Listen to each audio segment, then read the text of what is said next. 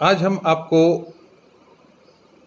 Agronomy के class में एक नए चैप्टर पर acid soil and it's reclamation के ऊपर हम आपको लेकर के चल रहे हैं। इसके पहले हमने आपको ऊसर लैंड के बारे में और उसके रिक्लेमेशन के बारे में बताया था। तो उसमें जैसे कि हमने आपको पिछले ही उसमें बताया था कि ये दोनों बीमार सॉइल होती हैं और इसमें प्लांट का ग्रोथ थोड़ी कम होती है, या हो सकता है अगर ज़्यादा एसिडिक है और ज़्यादा सेलीन और एल्कली सॉइल है तो फिर वो उसमें ग्रोथ होगी ही नहीं, इसलिए इनको बीमार सॉइल कहते हैं। तो एक बीमार सॉइल हमने आपको बता दी। अब दूसरी बीमार सॉइल जो कि है एसिडिक सॉइल, उसके बारे में हम आपको बताएंगे। आज से हम इस चैप्टर को हम शुरू करते हैं।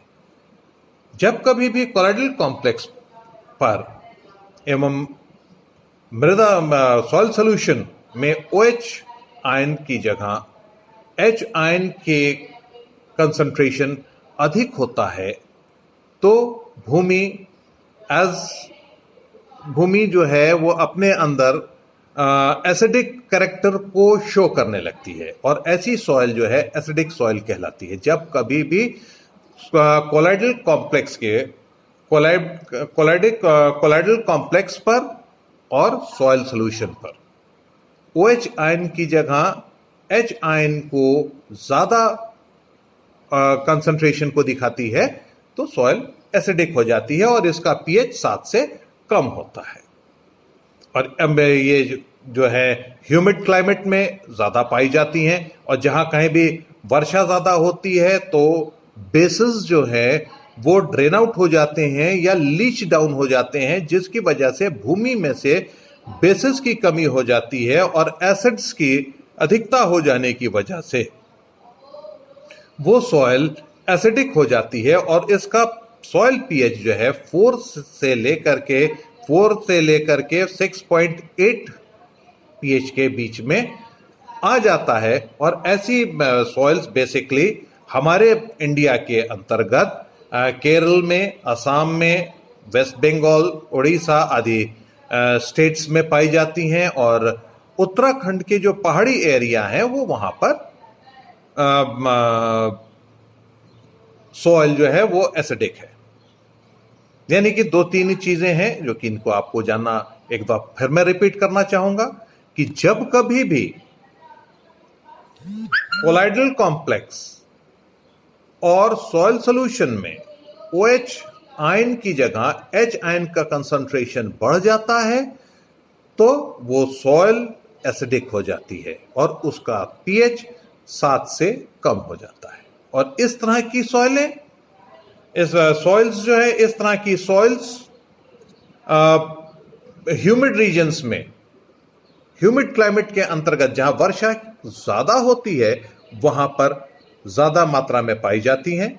और इस कंडीशन में जब ज्यादा वर्षा होती है, जहां पर से बेसिस ड्रेन आउट हो जाएं या फ्लश्ड आउट हो जाएं, उन जगहों पर एसिड्स बढ़ जाते हैं, एसिडिटी बढ़ जाती है सॉइल के अंदर और सॉइल एसिडिक हो जाती है। और इस तरह की सॉइलें, जैसा कि अभी हमने बताया, expansion of acidic land in R India, वो भी हमने आपको बता दिया कि केरल में है, वेस्ट बंगाल में है, असम में है, बिहार में है, उड़ीसा में है और हमारे उत्तराखंड के पहाड़ी एरिया जहां कहीं पर भी हैं वहां पर ये एसिड सॉइल पाई जाती है। अब नेक्स्ट टॉपिक अब हम आपको लेकर के चल रहे हैं, expression of acidity and salinity, यानी कि अम्लता और क्षारीयता की अभिव्यक्ति। पानी में घुलने पर एसिड डिसोसिएटेड होता है और हाइड्रोजन आयन को रिलीज करता है। एसिड के डिसोसिएशन के द्वारा H आयन रिलीज होता है जो सॉल्यूशन को एसिडिक बनाता है। ठीक इसी प्रकार जब बेस पानी में डिसॉल्व किया जाता है तो वो OH आयंस को रिलीज करता है और सॉल्यूशन जो है वो बेसिक हो जाता है। पानी में घुलने पर हाइड्रोजन एक मात्रा में आयोडोनाइज नहीं होते। उदाहरण के तौर पर अगर हम देखें दो एसिड्स ले लेते हैं, एक वीक एसिड ले लेते हैं, एक आपका स्ट्रॉन्ग एसिड ले लेते हैं। तो स्ट्रॉन्ग एसिड में हाइड्रोक्लोरिक एसिड को अगर हम लेते हैं तो उसको वो पानी में पूरी तरीके से डिसोसिएटेड हो जाता है और इसलिए हम इसको स्ट्रॉन्ग एसिड कहते हैं।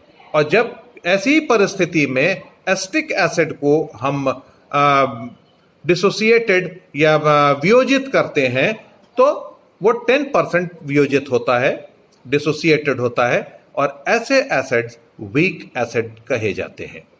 इस प्रकार हम जितना अधिक आयनाइजेशन होता है घोल में उतनी ही अधिक संख्या में हाइड्रोजन आयन होते हैं और एसिड उतना ही स्ट्रांग होता है। यानी कि ये टोटली आपके डिसोसिएशन के ऊपर है कि एसिड कितना ज्यादा डिसोसिएटेड होता है। सॉइल सोल्यूशन के अंदर जितना ज्यादा डिसोसिएटेड होता है, पूरी तरह से डिसोसिएटेड होता है, तो वो आपका स्ट्रॉन्ग एसिड है। कम उससे होता है, मतलब कि 10% 20% डिसोसिएटेड होता है, तो वो हमारा वीक एसिड होता है।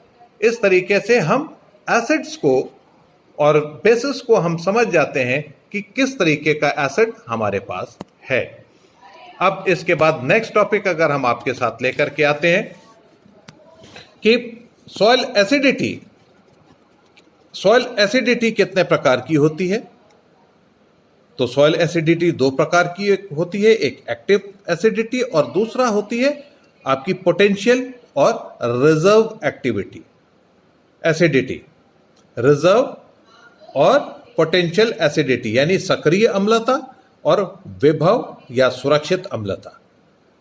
तो अब पहले उस पर देखते हैं एक्टिव एसिडिटी क्या होती है। ये एसिडिटी सॉइल सॉल्यूशन में H आयन के कंसंट्रेशन को दिखाती है। ये एसिडिटी जो है सॉइल सॉल्यूशन में H आयन के कंसंट्रेशन को दिखाती है। और दूसरा, अगर हम पोटेंशियल और रिजर्व एक्टिविटी एसिडिटी की बात करें तो ये एसिडिटी कोलॉइडल कॉम्प्लेक्स पर हाइड्रोजन आयन के कंसंट्रेशन को बताती है। और सॉइल सॉल्यूशन में एसिडिटी कम होने पर यही एसिडिटी की कमी को पूरा कर देती है, जिससे शुरू की अवस्था में चूना मिलाने पर प्रभाव नहीं दिखाई देता, क्योंकि कोलॉइडल कॉम्प्लेक्स के ऊपर H आयन का जो कंसंट्रेशन होता है वो ट्रांसफर कर जाता है सॉइल सॉल्यूशन के अंदर, और सक्रिय अम्लता और मतलब कि एक्टिव एसिडिटी और आपका रिजर्व एसिडिटी में एक रिलेशन होता है, कंट्रोल्ड रिलेशन होता है, एक उनमें बैलेंस रिलेशन पाया जाता है कि मतलब कि वो आपका एक्टिव में भी कन्वर्ट हो सकता है, वो रिजर्व में भी हो सकता है। तो इन दोनों में सबसे जरूरी बात आपको ये जाननी है कि सॉइल सॉल्यूशन के अंतर्गत जब H आयन का कंसंट्रेशन होता है तो वो एक्टिव होती है, और जब कोलॉइडल कॉम्प्लेक्स के ऊपर H आयन का कंसंट्रेशन ज्यादा होता है तो वो रिजर्व एक्टिविटी कही जाती है। सॉइल सॉल्यूशन का मतलब एक कंप्लीट मास ऑफ सॉइल के अंतर्गत पाए जाने वाले H आयन का कंसंट्रेशन।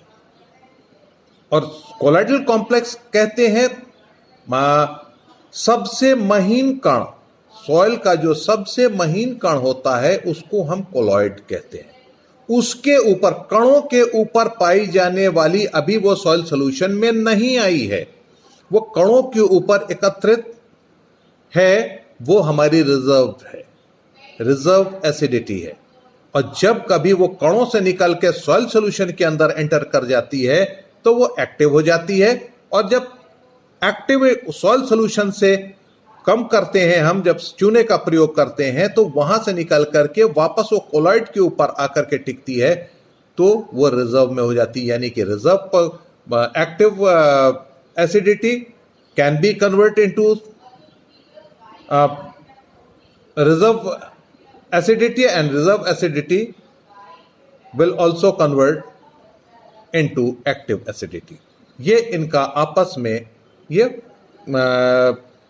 बदलाव एक संतुलित संबंध के अंतर्गत होता है। नेक्स्ट अब हम आपको बताएंगे, नेक्स्ट आपके साथ जब हम आपके नेक्स्ट उसमें चलेंगे कि इनका बनने का कारण क्या है, हाउ दे फॉर्म। आज के लिए इतना काफी है।